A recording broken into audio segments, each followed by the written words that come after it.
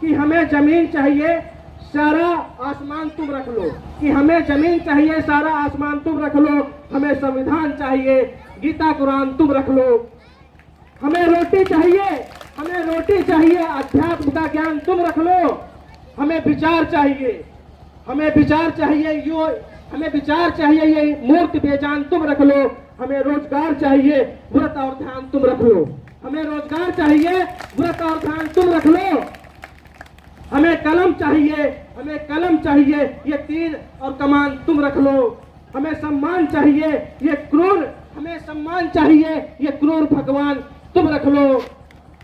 हमें सम्मान चाहिए, ये क्रूर भगवान तुम रख लो, हमें इंसान चाहिए, ये जाति का भान तुम रख लो, हमें इंसान चाहिए, ये जाति का भान तुम रख लो, हमें आजादी चाहिए, हमें आजादी चाहिए, ये संस्कृति महान तुम रख लो। तो साथियों, हमें समझना पड़ेगा, आज भी हम कहीं जाते हैं, हमारे लोग किसी ऑफिस या दफ्तर में चले जाएं, तो आज भी उन्हें जो सम्मान मिलना चाहिए वो सम्मान नहीं मिलता है। उसका कारण है कि आज जब हम किसी भी ऑफिस में जाते हैं तो सबसे पहले डर जाते हैं। अगर किसी पुलिस थाने को जाना पड़ जाए तो आज भी हम लोग अकेले नहीं जा पाते हैं। हम लोग एक गांव का जो मुखिया होता है, जिसे हम प्रधान बोलते हैं, या गांव का कोई भी बड़ा आदमी होगा, हम उसको पकड़ेंगे। गांव के जिस भी प्रधान या मुखिया को या आप किसी को भी साथ में लेकर जाओगे, वो सिर्फ और सिर्फ आपका शोषण ही करते हैं।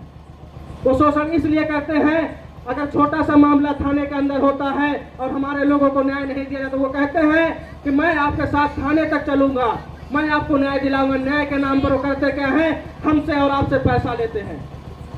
तो साथियों, इसलिए हमें अपने बच्चों को जरूर पढ़ाना है कि अगर हमें किसी ऑफिस या दफ्तर या किसी पुलिस थाने में जाना पड़े